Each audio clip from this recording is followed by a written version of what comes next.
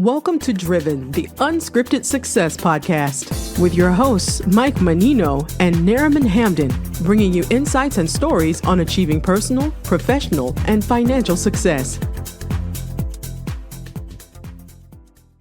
Hi, everybody. It's Michael Menino, and welcome to Driven Unscripted Success podcast. Today on the podcast, we're interviewing professionals who share their experience with you, the audience, on how they got to where they're at today. And zooming from the beautiful island of Orlando, we have Spencer Elliott. How you doing, young man? I'm doing great. Thanks, Michael. Oh, thanks, man. I appreciate you coming on the podcast. You're with Plug and Play now. That's a venture capital, if I'm not correct. That's right. Yep, based out of Nice. Silicon Valley. Yep. You do me a favor, tell everybody where you're at now. I mean, we talked off camera, and you're doing a lot. So I want to try and capture all of what you do in a short amount of time, if that's possible. Yeah, I'll try my best. I'll stick to the highlights. There you go. Highlight reel. I like that. Highlight reel, yeah. Sizzle reel. I'm here in Orlando, Florida, Orlando native. I've got 3 kids, and so one on the way. Very excited about that. Family man. Congratulations.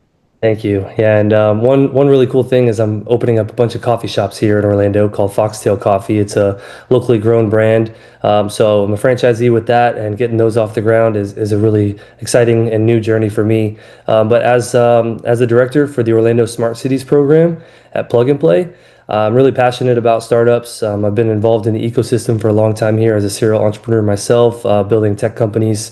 And, I saw that Plug and Play was coming to town. They launched their Neo City campus, as well as the Orlando Smart Cities program with Orange County and Duke Energy, UCF, and also Lake Nona, Tavistock. And so when I saw that they were coming to town, I said, man, I need to be a part of this. And we were certainly aligned with their economic development goals. And so they run an accelerator program for startups. And so what we do is we connect those corporations to those emerging technologies, and we try to make synergy, we try to make investment. And as the most active venture capital fund really in the world, Plug and Play is doing a deal every day. And we have— Really? 365, really? I would say every weekday at least.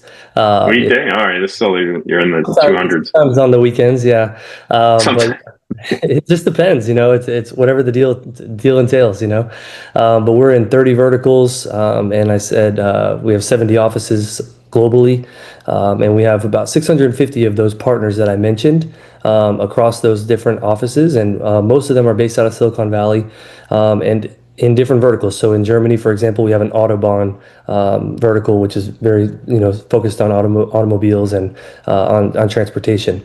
But smart cities is, transportation, mobility, energy, real estate and construction, aerospace and defense. And what we do is we try to find, what matches up with those partners, Orange County, UCF, Lake Nona, and Duke Energy, to see what they're looking for, what are their biggest challenges, and bring them the best and the brightest startups and companies so that they can invest in them, they can pilot with them, we can invest, and we can create jobs and economic development for the region. So it's really exciting. We're actually launching our healthcare program on Monday, August 4th, 2025, which is with Orlando Health, KPMG, and GuideWell to start, and that's going to be our 3rd office in Orlando. So pretty exciting stuff for Plug and Play. Wow, that was a mouthful. I can't believe I couldn't remember all that. That's awesome. That's fantastic. Sounds like you guys are busy. Very busy. Listen, how do you deal and take risk in rolling the dice at work for what you do? Because the venture capital is kind of just like, I don't want to say rolling the dice, but it's dicey is the right word I'm looking for. It's true. It's certainly a numbers game. You start to recognize trends, I would say. If you see 1,000 applications and you see hundreds of great pitches, you start to realize who's, the cream of the crop, right? Who is really bringing something to the table, and who might, have something good, but need a little bit more time to refine it. Right. And so then we of course want to help those companies as well. And so we have programming where we're, lending advice and mentorship to the more early stage companies. But there's a certain sweet spot of a company that either has something that's unique, and, with a government contractor, for example, they can have something called sole source, meaning like they're the only ones in the world that are providing this service and this unique technology. And so they can actually skip a lot of the procurement process that you would normally see with an RFP going out to multiple vendors. And so that's one kind of quick glance is like, okay, well, they're the only ones doing this, and they have a unique moat or a patent, something like that. It's really great to work with the universities as well because they have a lot of these technologies kind of coming out of their departments, and their professors are building and creating really unique things, and so that's where we start, right? But then down the line, we're also looking for, is there a good founding team? I think that's always the first thing. Like, do we get a good sense that this is the person that's going to take this company to the next level? Do we see that grit? Do we see that intellect? Do we see that kind of like cohesiveness in their team? Are they a good leader? Those are the first kind of things that we would notice in a founder. Now, if we get on the call and it's very difficult to get answers to questions, we're kind of sensing a runaround. Those are not clear, kind of like communication lines that we want to see from a founder, and so that's a telltale sign a lot of the times. But when it comes to the risk, you're right. Everything is risky, right? So you just try to find certain things that are going to create less risk for you in the long run. So plug and play. One thing that they will do is they don't lead the round, meaning that they will not be the one to set the terms or to start a round, but they always will follow. And so that means that there's another angel investor group or venture capital fund that's already started the due diligence process and has already vetted these companies. And then we will also do our own due diligence and vetting, but that allows us to also de-risk the deal because we're essentially saying, well, if they think this is a good deal, then at least we can, kind of have at least one more validation point. So a couple things. Yeah, I like it. We do multifamily, and I have a strict criteria of people I partner up with. Partners are tough, but done right, it's awesome. Done wrong, it's not so great. I have one criteria, and it's a very difficult criteria. You can't have failed in the last 15, 20 years. And if you stick with people like that, odds. And it's hard to find partners like that. Absolutely. Because the more risk you take, the more reward you get. But I like the safe, smart. I used to be the young bull like you. Now I'm the old bull. I like it. Hey, listen, staying on top of your fields, what are some of the what's exciting you see on the horizon, the industries that you're getting ready for? Well, AI is I think involved in every aspect of every industry right now. Business. We just saw something come out from Microsoft stating the industries that would be the most affected, and then I think the one that was going to be the least affected was dredge operators. And so, dredge operators. Yeah, like dredging. I think underwater. And creating like bars. Oh, dredging. Yeah. Oh, wow. Yeah, I think they're going to be the least. That's a good point. Yeah, but nobody wants that job. We underwater welders. Yeah, things like that. Underwater basket weavers. I think that's something that will be safe for a while. And we saw a lot of uptick in eVTOLs or electronic vehicle takeoff and landing type of there you go. Flights, and Orlando, the vertiport coming to the airport here, and so we're really excited about that. And autonomous vehicles in general are on the rise. We see a lot of interest in that, and so drones are already here, but for military applications and bringing that into more of a commercial and transportation mode, I think is going to make big headway over the next decade. And we have some cool companies like Beep that are already doing really big things with autonomous shuttles coming out of Central Florida, and we're really rooting them on and just watching what's going on with autonomous driving. We have a site here in Central Florida called SunTrax, which is an autonomous vehicle testing site. But we also have our eyes on the Space Coast, and so what's happening in Space Coast? Oh, is that another company that transport electric transport? In general, that's really the local term for the East Coast of Central Florida, and kind of where the Cape Canaveral launches are happening for NASA and Kennedy Space Center. And there's a lot of great companies over there like L3 Harris and Lockheed, and SpaceX just added a new site there. And so, speaking of the barges, I just heard yesterday that SpaceX had spent tens of millions of dollars in multiple years to be able to bring the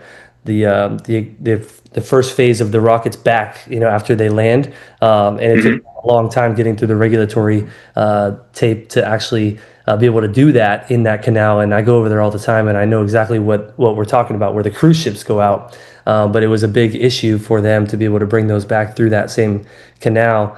And so that's the kind of stuff that is exciting to me, is kind of removing those barriers for innovation. And us being an innovation platform, we're really focused on working with the state, working with the regional development partners, to be able to make sure that these companies can thrive and excel, and that they have an opportunity to grow in these new industries. So data centers are a big issue right now for the state and for most states. Energy, how do you create the amount of energy that we're going to need for the new industries? And these are all the conversations that everybody's having at a high level. And also, there's decade-long plans that are already in place that are multiple years in progress already towards these goals. And so it's really exciting, especially for Florida. I'm pretty focused on Florida. There's a lot on the horizon. So awesome. That's great. Hey, listen, when you think back, at any moment that has changed the game for you in your career or personally? I've got so many. I came from nothing. Try to go for the top one right now. Yeah, no, for sure. I mean, I came from nothing. I was the first person in my family to graduate. And so even just getting my master's degree was a big accomplishment for me personally. And then I realized I'm not the guy to climb the corporate ladder. I had quit the same job twice. That was a large multinational corporation before I was 22. And I had worked there for 4 years off and on. And I realized that I was an entrepreneur and I wanted to create my own destiny. And so one of my mentors told me, like, if not now, when, and what's the worst that could happen? You end up right back here at the same job that you already have today, right? They've already hired you back and they already gave you more responsibility and more pay, so they'll do it again, right? And so I was like, all right, cool. So I took a big risk on myself, and I think that was when I learned that there's no looking back. Like if you can bet on yourself and you have enough like kind of persistence and grit and bold, kind of personality, you can make it happen. And so that was a lesson for me. And I think no matter what, even if I was to end up with nothing again, I would still have those character traits that I've learned and built through those experiences. And I think that everybody should have an opportunity to do that for themselves, because you'll grow to a new person, and you'll grow into the person that can kind of withstand anything, any storm. So I would say that kind of, for me, was a big inflection point, taking a risk on myself. And I think I had $5,000 to my name at the time when I stepped out, and I never ended up touching that. Fast forward a couple of years, I had loaned the business 60 grand for payroll, and the next day I received $1 million check for VC investment. So you just never know what's going to happen. It's a big roller coaster ride, and it's fun. It's a good journey to be on, for sure. Agreed. Risk reward. I like how you said that. Yeah. Has there been any podcasts or something, really changed your outlook on it, like a podcast or book? This has been the best podcast that I've been on this entire week. No, I'm just kidding. This is a great thing that you're doing here, because I think you're inspiring others. And so I love that about what you have in this content. And, for me, that's a good question. I have to think back on that. I was on one very early with one of my mentors, with Kevin Harrington. He was formerly on Shark Tank, and I think just hearing from him his experiences was something that really stuck with me. And kind of like how he bet on himself, similar like kind of themes.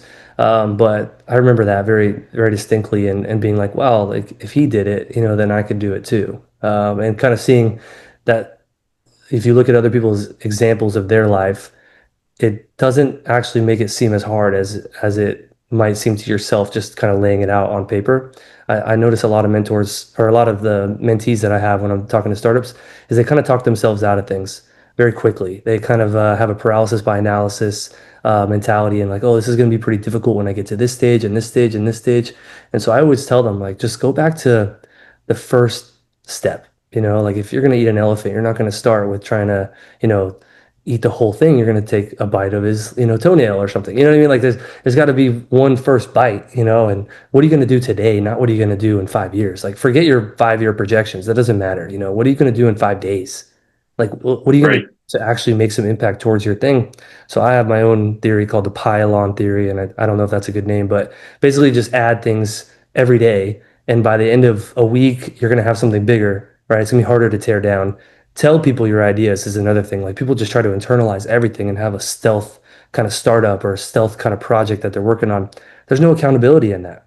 You can immediately fail. You can immediately stop doing it, right? And then you failed. But if you tell 100 people about it, they're gonna, next time they see you, they're gonna say, "Hey, how's that thing you're working on?" And then you're like, "Oh man, I can't just drop this now because, people are expecting me to do it." So there's something in that. There's something in the accountability, in telling other people your projects that you're working on, your sobriety journey, whatever it is in your life, whatever your goals are.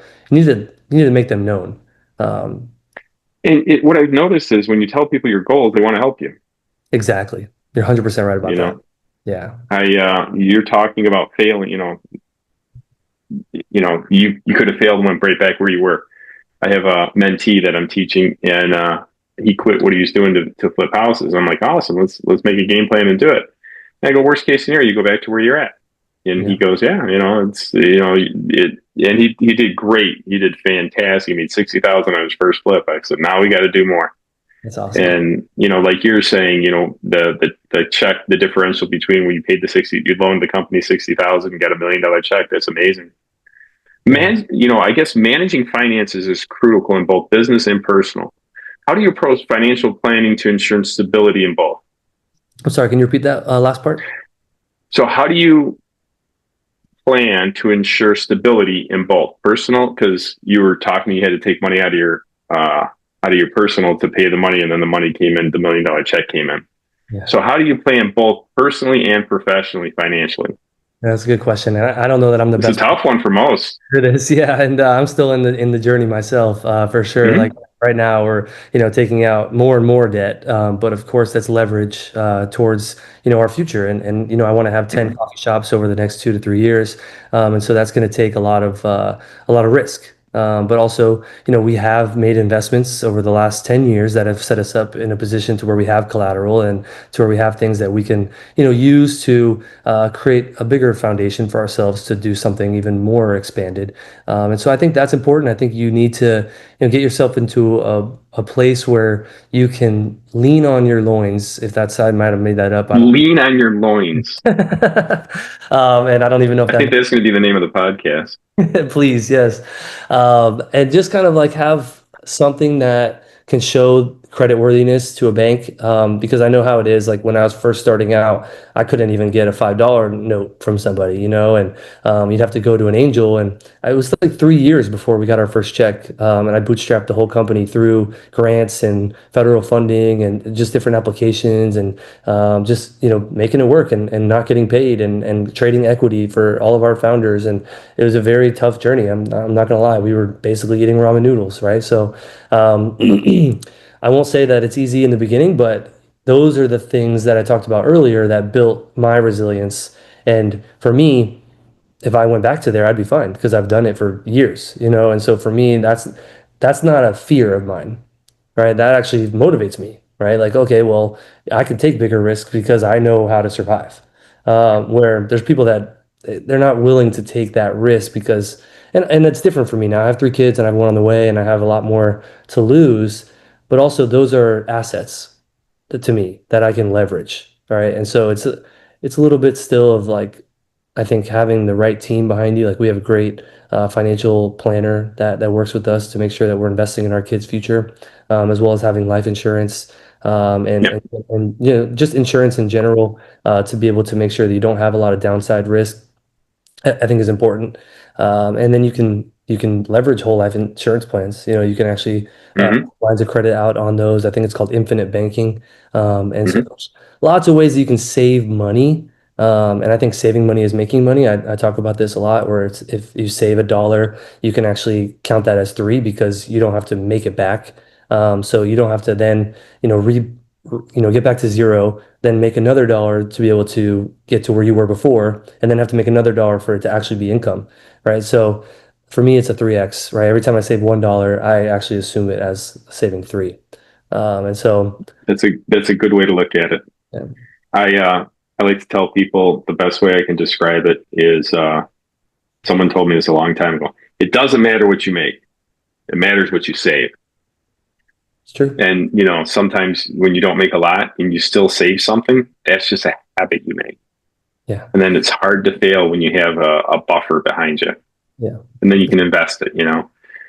Yeah, that's great. Hey, listen, do you have any nuggets of something that you've seen or done that you'd like to share? What is the one thing for you? I was just talking about this yesterday with somebody, and I think it might be relevant. It's just, understanding your network. Like Mm-hmm. they say your network is your net worth, and I didn't really understand that. I thought it meant you had to have more people that you knew, and so I did a lot of networking for years and years and years.